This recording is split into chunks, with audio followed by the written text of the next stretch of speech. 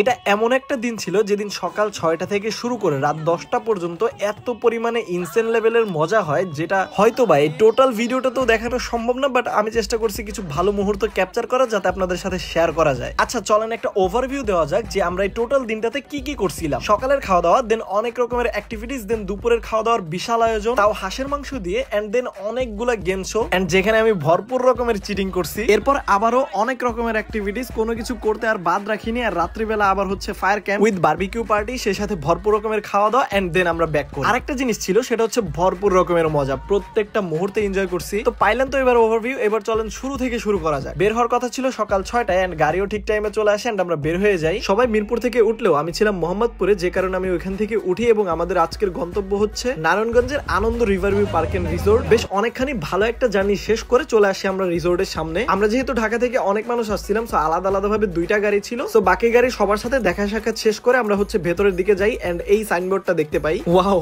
বেশ ভালো লাগতেছিল আসলে। তারপর আমরা ভেতরে ঢোকার সাথে সাথে ব্যাগগুলো একটা রুমে রেখে আমরা চলে যাই হচ্ছে সকালের নাস্তা করার জন্য। নাস্তা টাস্তা করে এক কাপ চা খেয়ে হচ্ছে বের হয়ে পড়ি। ভাবলাম রিসোর্টটা এখন একটু ঘুরে দেখি, এন্ড যাচ্ছিলাম হচ্ছে নদীর সাইডে। যাইতে যাইতে হচ্ছে গিয়ে এই সাইনবোর্ডটা আবার দেখলাম। এদিকে আমাকে দেখে তো আমি অবাক, পুরা নায়কের মতো লাগতেছে ভাই। যাই হোক চলে আসছি নদীর সাইডে। এখানে এত পরিমাণে বাতাস ছিল, আর হচ্ছে নদীর মধ্যে দেখলাম দুইটা স্পিড বোর্ড রাখা। চালাইতে পারি নাই, বাট ওইখানেও গেছিলাম একটু। এরপরে উপরে আসার পরে কে যেন আমাকে বললো যে রান্না হচ্ছে খাবার, তাও আবার হাঁসের মাংস। এত মানুষের রান্না, যদি ওইখানে যাও তাহলে দেখে আসতে পারো। কিন্তু আমি তো এখানে আইসা ভাই অবস্থা একদমই খারাপ। আমার একটু নাড়াচাড়া দিতে যায়, চোখের পানি নাকের পানি সব একাকার হয়ে গেছিল। মানে লিটারালি এমন একটা অবস্থা, ধোয়া যেন ঘুরে ফিরে এসে একদম আমার চোখেই লাগে। এনিওয়ে এখানে কান্নাকাটি শেষ করে, মানে রান্না বাড়া শেষ করে আর কি আমরা হচ্ছে ওইদিকে যাই। এখানে আবার খেলাধুলা হচ্ছে, যদিও খেলাধুলা হচ্ছে আমার খুব একটা পছন্দ না, কিন্তু খেলাধুলার মধ্যে চিটিং করা আমার খুব পছন্দ। কিন্তু আমি রান্না বাড়া শেষ করে এখানে আস্তে আস্তে বেশ কয়েকটা খেলা হয়ে গেছিল। আমি যেটা এসে পাইছি সেটা হচ্ছে এই চকলেট দৌড়। দেখি সবাই তো পুরো রেডি, একদম সাইজে গুজে দাঁড়ায় আছে ভাই। প্রসেস হচ্ছে দৌড়ায় যাইতে হবে দড়ি পর্যন্ত, তারপর হাত পেছনে রেখে মুখ দিয়ে একটা চকলেট ছিঁড়তে হবে এবং ওইটা নিয়ে চলে আসতে হবে। আর যে সবার আগে আসতে পারবে চকলেট নিয়ে, সে হচ্ছে উইনার। আর অবভিয়াসলি আমি তো জিতবো, আমি সবার আগেই আসবো, তাই না? কেন? কারণ অলরেডি আমার কাছে ব্যাকআপ প্ল্যান আছে। ওকে, সবাই রেডি টেডি হয়ে একদম ফিটফাট হয়ে আছে, একদম দৌড় দিবে দিবে ভাব। এদিকে আমি হচ্ছে সবার কোনায় দাঁড়াইছিলাম, কারণ আমার পারফেক্টলি চিটিং করতে হবে। বাসি দেওয়ার সাথে দৌড় দিয়ে গেলাম এবং সাই করে চলে আসলাম। কিন্তু ভাই একটা ঝামেলা আছে, এত আগে আসলেও তো হবে না, পাবলিকরে বোঝাইতেও হবে যে আমি উইনার। এটা নিয়ে বাচ্চা খটকা। তারপরে আবার যতগুলা ক্যামেরা ছিল, বাপরে বাপ, চুরি করাই রিস্ক। আমার বিশ্বাস ছিল ভাই, আমার বিশ্বাস ছিল। আর পকেটে চকলেট লেগেছে আগে। কেউ দেখছে জীবনে? আমরা তো দেখতে পারি না, উপরে লেগে। এদিকে আমি ভরপুর আতঙ্কিত, কারণ ক্যামেরা চেকিং চলতেছে ভাই। নূর আপাতত চুপি থাকুক, ইয়ে উইনার।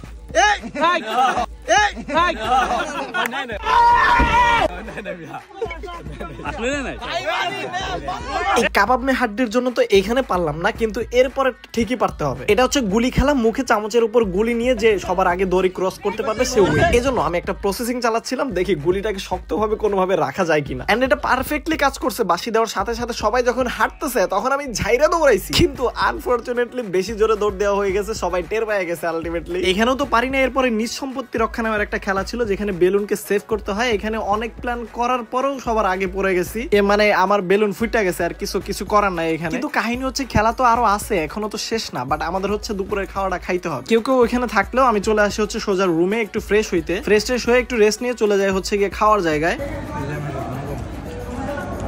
দেন আমরা হচ্ছে এক টেবিলে বসে খাওয়া দাওয়া শেষ করি। ভাই টমেটো ভর্তাটা এত মজা হয়েছিল না, সেই সাথে হাঁসের মাংসটা ছিল খুবই মজাদার, যথেষ্ট সফট হয়েছিল। তবে শুধু খাওয়া দাওয়া এত টাইম নিলে হবে না, এখন পর্যন্ত বহু কিছু বাকি আছে। আমরা খাওয়ার পর একটু হাঁটাহাঁটি শেষ করে চলে আসি হচ্ছে এইখানে। ভাই এই গাড়িটা চালানো আমার কাছে এত মজা লাগে, আমি প্রায় 5-6 বার চালাইছি। লিটারালি অনেক মজা হয়েছে, কিন্তু কাহিনী হচ্ছে ভিডিও করতে যায় একবার আমার ফোন পড়ে যাইতে গেছিল।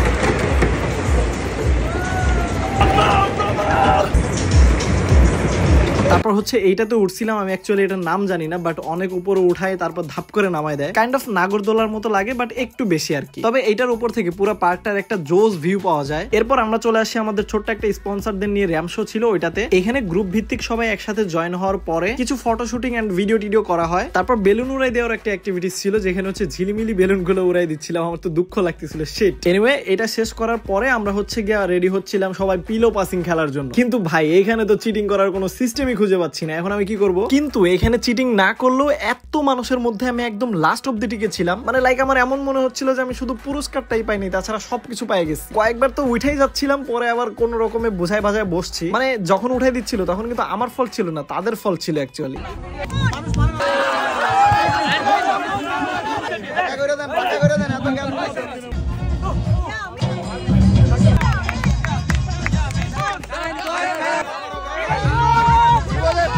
এরপর হচ্ছে আমরা রাত্রে খাওয়া দাওয়ার জন্য প্রস্তুত হই। আমাদের ডিনার আইটেমে অনেকগুলো আইটেম ছিল, লাইক চিকেন বারবিকিউ, তেলাপিয়া মাছের বারবিকিউ, সালাদ, লুচি আর অনেক কিছু। দেন আমরা সবাই একসাথে খাওয়া দাওয়া করি। আর ভিডিওটা যেহেতু রোজার বেশ কিছুদিন আগের, তো তখনও একটু ঠান্ডা ঠান্ডা ছিল। আমরা হচ্ছে একটা জায়গায় আগুন ধরাইছিলাম, এরপর খাওয়া দাওয়া শেষ করে ওইখানে চলে যাই। আমি আরো অনেক কিছু হয়তো আপনাদেরকে দেখাইতে পারিনি, ক্যামেরা বন্দি করতে পারিনি, বাট অনেক বেশি মজা হয়েছিল ওই দিনটাতে। ধন্যবাদ জানাচ্ছি আনন্দ রিভারভিউ পার্ক এন্ড রিসোর্টকে, তাছাড়া সম্পূর্ণ এই আয়োজনটা যারা যারা করছে সবাইকে। নারায়ণগঞ্জ কখনো যাওয়া হইলে অবশ্যই রিসোর্টটা থেকে ঘুরে আসতে পারেন। তো দেখা হবে পরবর্তী ভিডিওতে। আল্লাহ হাফেজ।